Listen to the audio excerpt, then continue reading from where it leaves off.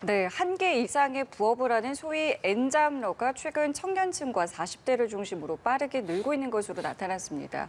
그 결과 노동 시간은 늘었지만 그에 비해서 소득 개선 정도는 미미한 것으로 조사됐는데요. 고금리, 고물가로 가계 경제가 어려워진 영향으로 분석되고 있습니다. 네, 한편 일본 엔화 가치가 가파르게 떨어지면서 이제 N달러 환율이 1달러당 160엔을 돌파했는데요. 관련 내용들 이인철 참 좋은 경제연구소장과 함께 이야기 나눠보겠습니다. 어서 오십시오. 네, 안녕하십니까. 안녕하세요. 자, 먼저 본업 외에 이제 한 개 이상의 부업을 하는 사람들을 저희가 소위 N잡러라고 부르지 않습니까? 그런데 이 N잡러가 정말 많이 증가했다고 하더라고요. 특히나 뭐 60대 이상의 N잡러 비중을 보면 정말 높더라고요. 아마 출퇴근할 때 이렇게 엘리베이터 타시면 배달하시는 분들이 있어요. 나이가 상당히 젊어요. 일하실 분은 아닌 것 같은데 라고 보면 이렇게 N잡러, N개의 여러 가지 이제 부업으로 일자리 하시는 분들이 많습니다. 이게 뭐냐? 월급만으로 살림살이가 팍팍하다라는 증거입니다. N잡러가 급증하고 있는데요. 본업 이외의 부업으로 여러 가지를 병행하는 사람을 말하는데 여기 N이라는 건 넘버라는 숫자입니다. 잡이라는 건 일자리고 ER은 사람을 붙이는 전미사예요. 예. 그래서 여러 개 직업을 병행하는 개인을 지칭하는 신조어인데 올해 1분기입니다. 통계청의 통계를 보니까 부업을 한 적 있는 취업자가 1년 전과 비교했더니 10만 명 이상 늘었습니다. 22% 늘어서 월 평균 55만 2천 명을 기록했어요. 이게 통계 관련 작성 이후 가장 높은 수치입니다. 취업자 가운데 부업을 겸한 N잡러의 규모는 전체 취업자에 비해서는 아직 규모는 그다지 크진 않아요. 2019년만 하더라도 1.34%가량이었지만 지난해 말 거의 한 2%에 육박할 정도로 증가세가 가파르다. 그만큼 생활고가 팍팍하다 보니 고물가 고금리에 반찬값 좀 보태기 위해서 부업 전선에 뛰어들고 있다는 얘기인데요. 연령대별로 보게 되면 60대 이상이 가장 많습니다. 55만 2천 명 가운데 19만 4천 명이 60대 이상이었고요. 50대, 40대 순이었는데 근데 증가폭을 보게 되면 가장 많은 게 청년층, 30대와 40대입니다. 청년층의 부업자가 1년 전에 비해서 30% 넘게 늘었고요. 40대 부업자도 27% 두 번째로 증가폭이 컸습니다. 그렇다면 이 청년층과 40대는 좀 부업이 증가한 이유는 어디서 찾아봐야 될까요? 그렇습니다. 젊은 사람들 보면 지금 보면 배달 이제 아르바이트 하시는 분들 그리고 이제 배달 라이더라고 하죠. 플랫폼을 이용해서 하시는 분들 또 하나는 이제 이 유튜브 하시는 분들도 손쉽게 볼 수가 있는데 고물가 고금리 탓에 이제 살림살이가 팍팍하니까 퇴근 이후에 이제 투자 비상을 띄고 있다라는 건데요. 신한은행이 2023년 보통 사람 금융생활 보고서를 보니까 직장인 5천 명 가운데 17%, 그러니까 한 7명 가운데 1명꼴로 두 가지 이상의 직업을 가지고 있는 것으로 나타났는데요. 이들이 왜 부업합니까? 라는 질문에 대해서 10명 가운데 6명이 바로 생활비, 노후 대비 차원에서 경제적 요소를 꼽았습니다. 그리고 N잡러가 이제 부업을 하게 되는데 여러 가지, 과거에는 우리 지금 드라마에서 많이 뽑는 곰 눈알 붙이기, 생필품 뭐 이런 거였잖아요. 근데 요즘은 좀 많이 달라졌어요. 특히 이제 배달 라이더와 유튜버가 좀 많아졌는데요. 이 일자리 플랫폼의 경우에는 시간에 제약 없이 자기 시간을 내서 기자한 일자리보다 좀 손쉽게 구할 수 있는 특장점이 있고요. 또 하나 이제 유튜버의 경우에도 시간과 장소에 구약이 없습니다. 이건 PC든 스마트폰만 있으면 언제든지 가능하다 보니까 이런 일자리도 늘어나고 있고 그리고 전통적인 이 일자리는 뭐냐? 바로 서비스업입니다. 식당, 카페, 편의점. 이쪽 일자리도 꾸준히 늘어나고 있습니다. 직종도 정말 그만큼 많이 늘어났는데 자, 이로 인해서 그런지 최대 근로시간인 주 52시간을 초과한 근로자가 작년보다 좀 증가했다고 하더라고요. 이 부분도 좀 짚어볼까요? 정규직들은 이제 워라밸이 가능합니다. 52시간만 딱 채우고 가도 되는데 비정규직들은 안 그래요. 불러줘야 오거든요. 자, 그러다 보니 오히려 52시간이 제약이 되는 겁니다. 통계청에 따르면 지난해 기준 53시간 이상 근로한 분들이 무려 306만 명입니다. 이게 1년 전에 비해서 11만 7천 명, 4%가량 늘어나고 있는데 법정으로 얘기하는 주 52시간을 초과해서 근로한다? 이게 2014년 이후 10년 만에 처음인데요.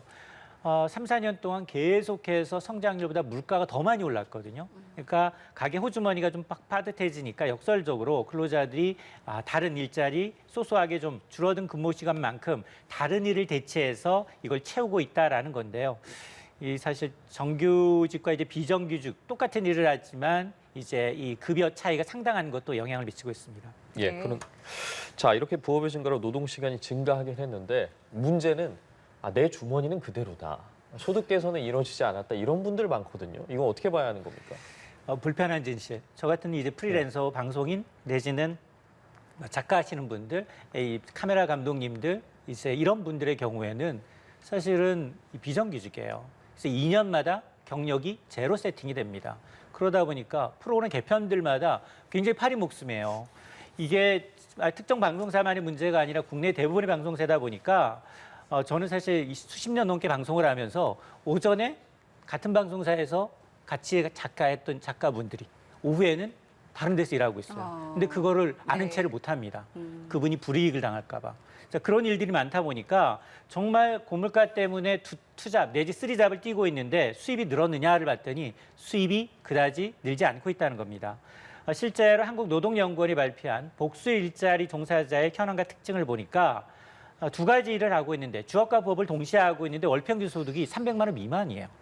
294만 원 정도에 그치고 있는데 본업만 할 때보다도 부업을 하니까 조금은 늘었어요. 한 21만 원 정도 급여의 총액은 늘었는데 예. 근데 시간당 시간당 이제 급여 소득을 따져봤더니 이 혼자만 일할 때 본업만 일할 때는 시간당 한 16,000원을 받았는데 부업으로 일하게 되니 딱 이 시간당 급여에 맞춰주거든요. 시간당 13,000원 수준으로 예. 20%가량 적게 받았습니다. 문제는 뭐냐? 이게 두세 가지 일을 동시에 하다 보면 사건이 이제 빈번하잖아요. 그럼에도 불구하고 부업을 하다가 다치거나 사고를 냈을 경우에 보호받을 만한 제도적 장치가 있느냐? 오히려 국민연금이나 고용보험 가입률이 크게 낮아서 굉장히 사각지대에 있었습니다.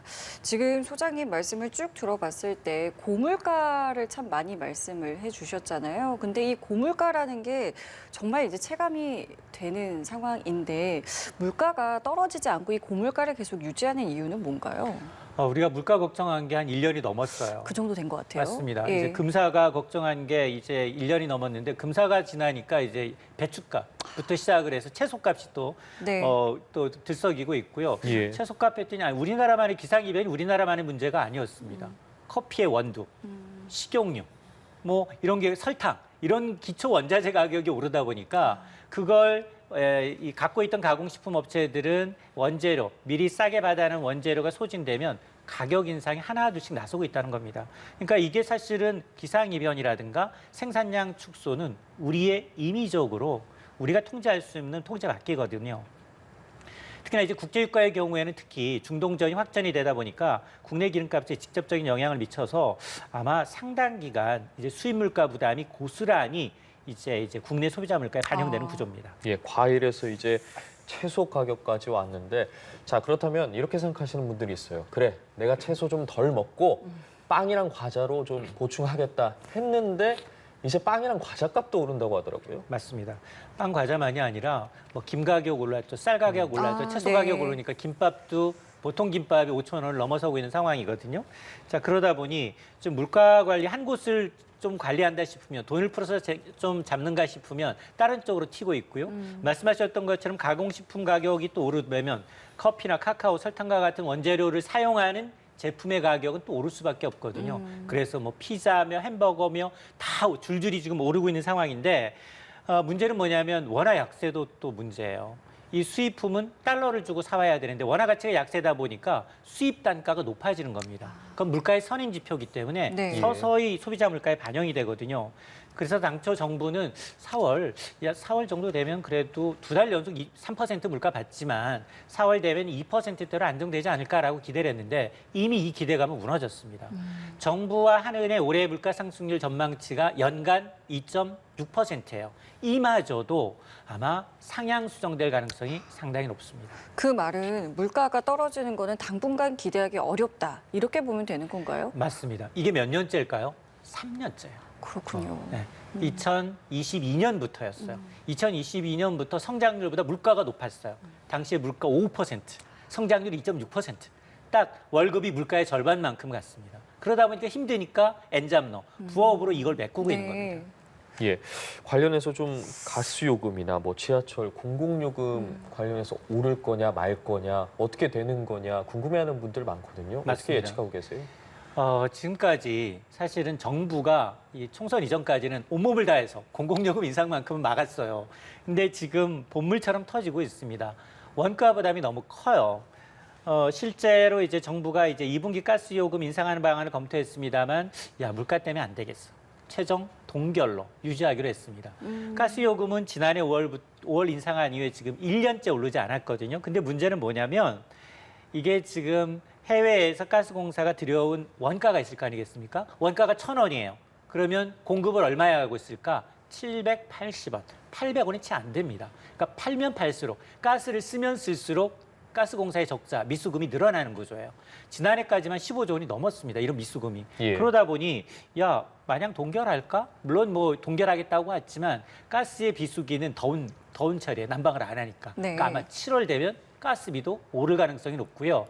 가장 무서운 게 그거예요. 중동에서 전쟁이 났는데 왜 자꾸 우리의 그 기름값이 오르고 또 미국이 금리 인하가 좀 지연된다고 하는데 왜 대출 금리가 오르느냐라고 걱정하실 텐데 이게 나비 효과입니다.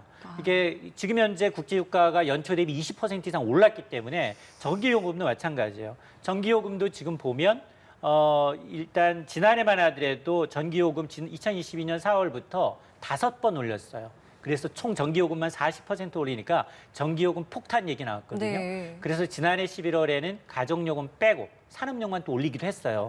그럼에도 불구하고 지금 원가에 못 치는 가격으로 계속 전기요금을 팔다 보니 적자가 누적이 돼서 한 전의 누적 적자가 지난해만 200조 원이 넘습니다. 이거 이자 비용만, 이자만. 예. 그 이자만 4조 원이 넘어요. 자, 그러다 보니 정부 역시 이제 전기요금 현실화 필요성을 잇따라 이제 거론하고 있는데 아마 3분기 전기요금은 6월경에 이제 아마 발표할 것으로 보이는데 한전의 부채를 감안하게 되면 인상 가능성이 높고 또 하나가 이제 이런 전기가스 요금은 공공요금, 네. 지하철 요금, 시내버스 요금 뭐 이런 공공요금으로 직결되거든요. 이미 지난해 서울시가 지하철 요금을 일반 이제 300원 올리려고 했어요. 근데 정부가 좀 만류를 했어요. 그러면서 분산시켜보자. 지난해 150원, 올해 하반기 150원. 그러니까 아직 남아있는 거예요. 그러니까 그런 것들이 아직 반영되기 전 물가가 이 정도 수준이라는 겁니다. 그 말씀은 이제 앞으로 더 줄줄이 오를 일만 남았다. 정말 이거 어떻게 하면 좋을지 모르겠습니다. 이제 곧 여름도 다가오는데 말이에요. 자, 그런데 이번에는 일본에서는 엔달러 환율이 지금 또 심상치 않습니다. 장중에 어제 160엔대를 넘었다고 하는데 이게 지금 어떤 움직임이고 어떤 의미가 좀 있는 건가요? 사실은 이제 화폐 가치라는 것, 엔화 가치의 굴욕이라고 할 수 있는데 그 나라의 펀더멘털, 경제 펀더멘털이 상당히 좋지 않다라는 징후예요. 근데 유독 뭐 킹달러이기 때문에 달러만 강세인 거 맞는데 아시아 통화국 가운데 하락률 1위를 꼽으라면 일본 엔화입니다. 연초 대비 12% 넘게 하락을 했어요. 자, 그러다 보니 어제 아시아 외환시장에서 어제는 일본 외환시장은 휴장이었거든요. 네. 아시아 외환시장에서 달러당 160엔을 찍은 겁니다. 이게 34년 만에 처음인데요. 1990년 4월 이후 34년 만에 처음인데 근데 160엔 찍었다가 또 한 3-4시간 있으니까 5엔 정도 떨어졌어요. 자, 그걸 보니 아마 일본 정부, 일본 외환당국이 직접 개입한 게 아니냐라는 목소리가 나오고 있는데요. 어쨌든 지금 30년 만에 이제 엔화 가치가 최저치를 찍었다는 건 여러 가지 의미가 있지만 일본 경제 거품이던 시기 또 장기 불황의 상징이었던 잃어버린 30년이었던 들어가기 직전 수준까지 엔화 가치가 바닥을 모르고 떨어지고 있다. 그러다 보니 지금 뭐 일본 정부, 일본 외환당국이 직접 시장에 개입에 나서는 게 아니냐라는 기대감으로 일단 고점 찍었던 엔화 환율은 조금은 떨어져 있는 상황입니다. 예, 어쨌든 말씀해 주신 것처럼 일본 정부와 일본 은행이 좀 직접 시장에 개입했을 가능성이 계속해서 제기되고 있는데 문제는 이게 얼마나 효과가 있을 거냐 이런 부분이지 않겠습니까? 맞습니다. 이러한 엔저 현상 언제까지 지속될 거라고 보세요? 연초만 하더라도 이제 달러 대비 엔화가 한 140엔대였어요. 우리 달러 엔화 이제 1,000원당 한 900엔 선까지 내려오니까 100엔당 이제 1,000엔당 9,000원까지 내려오니까 야, 일본 여행 갈 만하다라고 했었거든요. 근데 지금 860엔대까지 좀 떨어졌단 말이에요.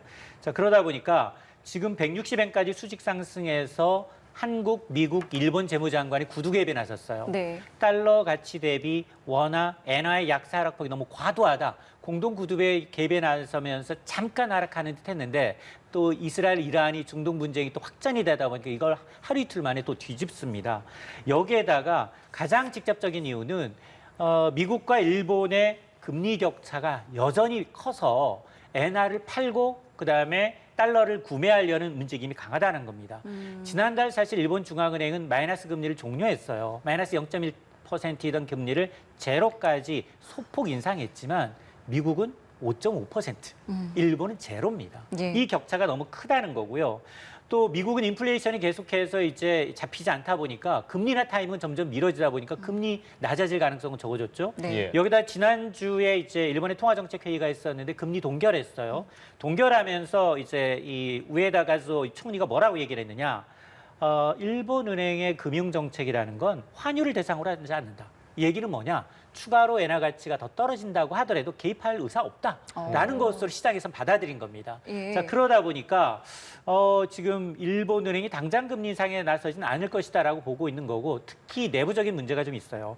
일본의 정부 부채는 GDP 200%가 넘습니다. 1,000조 엔이 넘다 보니까 만에 하나 금리를 조금만 올려도 일본 정부가 갚아야 되는 이자 부담, 재정 부담이 굉장히 커집니다. 그런 속내도 있습니다. 그러니까 우리나라는 이제 가계 부채가 문제인 것이고 일본은 이제 정부 부채가 문제인 것인데 맞습니다. 이런 엔화 약세가 지속되면 우리 경제에는 또 어떤 영향을 주게 되는 걸까요? 크게 한 두 가지 정도가 걱정이 돼요. 일단 아직까지도 지난해 3분기부터 우리 수출 좀 좋아졌잖아요. 네. 반도체 오늘 삼성전자 실적 났지만 반도체가 좋았잖아요. 그렇죠. 근데 지금 세계 무대에서 일본 제품과 한국 제품이 여전히 경합도가 높아요. 예. 전자제품부터 시작을 해서 각종 이제 이 석유화학부터 시작을 해서 높다 보니까 일본 엔화 가치 약세라는 것. 앞서 연초만 하더라도 12% 넘게 떨어졌고요. 우린 네. 7%이기 때문에 격차가 더 벌어진 거예요. 같은 값을 주고더라도 국제 시장에서 일본 제품의 가격 경쟁력이 더 우월하다라는 거. 이게 좀 부담스럽고요. 두 번째는 뭐냐? 일본 엔화 값이 싸니까 일본 여행 더 가볼까? 라는 기대심이네요. 우리 입장에서는 서비스 수지, 여행 수지 적자가 더 커질 수 있잖아요. 그렇네요. 그렇죠? 특히나 이제 5월 1일 내일부터 닷새 동안은 중국은 연휴예요. 예. 중국 연휴인데 중국인 입장에서 한국 여행 갈래, 일본 여행 갈래? 두 개 중에 어떤 걸 선택할까요? 더 저렴한 데를 선택하겠죠. 당연하죠. 일본 여행 가겠다는 사람이 압도적으로 많습니다. 봤더니 1순위가 일본, 2순위가 태국이에요. 우리 3순위, 태국한테도 밀리고 있는 상황인데 이게 뭐가 문제가 되느냐. 사실은 같은 가격이면 지금 일본의 명품 매장에는 중국인들이 들끓고 있다라는 겁니다. 왜냐? 같은 명품을 중국 본토에서 사는 것보다도 이 원화가 약세를 나타나다 보니 10에서 20% 저렴한 거예요. 네. 자, 그런데 씀씀이가 또 중국 관광객들이 훨씬 큽니다. 그쵸. 그러다 보니까 일본은 이거 너무 넘쳐나니 관광객이 넘쳐나니 관광인 대상으로 해서 세금을 먹겠다. 이런 주까지 나타나고 있거든요. 자, 그러다 보니까 우리가 지금 일본 엔화 약세로 인해서 우리는 별로 경제에 타격이 없겠지라고 하지만 수출 기업들 그리고 여행객들, 해외 여행객을 뺏기는 문제와 더불어서 국내 내국인이 해외로 일본으로 나가는 네. 그것까지 또 감안하게 되면 경제에 적잖이 영향을 미치는 겁니다. 예, 결국 타국의 문제라고 보일 수 있지만 우리 경제에도 정말 큰 영향을 미치는 건 어쩔 수 없을 것 같습니다. 예. 오늘 경제 이슈들 이인철 참 좋은 경제연구소장과 함께 짚어봤습니다. 말씀 고맙습니다. 감사합니다.